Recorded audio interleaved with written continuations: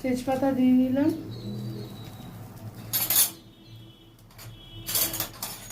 গোটা গরম মশলা, দারচিনি, এলাচ, লবঙ্গ,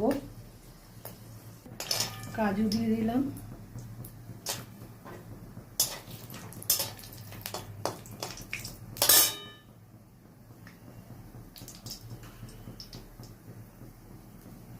কিশমিশ দিয়ে দিলাম। এর মধ্যে হাফ চামচ জিরের গুঁড়ো, হাফ চামচ ধনের গুঁড়ো, হাফ চামচ কাশ্মীরি লঙ্কার গুঁড়ো আর 1 চামচ হলুদ, আদা, টমেটো, কাঁচা লঙ্কাটা দিয়ে দেবো।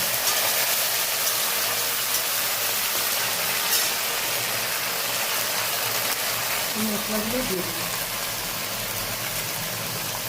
টমেটো একটা দিয়েছি বন্ধুরা, কাঁচা লঙ্কা 2-3টে দিয়েছি।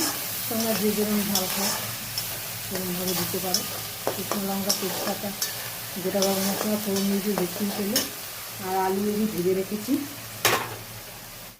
মিক্সি ধোয়া জলটা দিয়ে দিয়েছি। মশলার মধ্যে মশলা ছিল, আর গোটা কিশমিশ, কাজু বাদামটা দিলাম। তো ওটা বেটেও দিতে পারতাম, দিইনি বেটে, মুখে পড়লে ভালোই লাগে।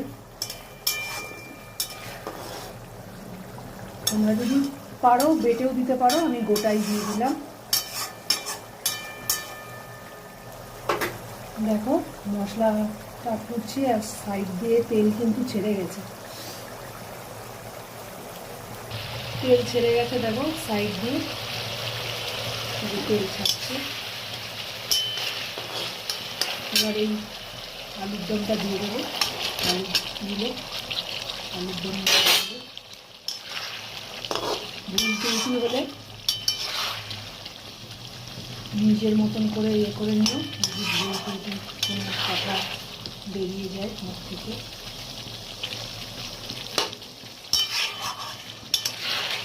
জল দিতে হবে, কেন আমি আলুটা সেদ্ধ করে নিই, ভেজে করছি। সেদ্ধ করলে একরকম স্বাদ, আর ভেজে করলে আর এক রকম স্বাদ।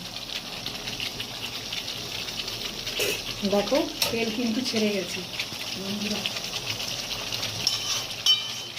সাইড দিয়ে দেখো তেল ছেড়ে গেছে, হয়ে গেছে। মশলাটা কষে গেছে, সবাই আমি জল দেবো। পরে দেখাচ্ছি কি দিচ্ছি না দিচ্ছি। মিষ্টিটা দিয়ে দিলাম,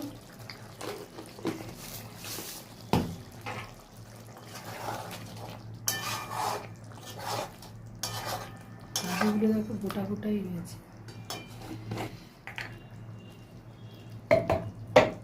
একটু ঘি দিয়ে দিলাম।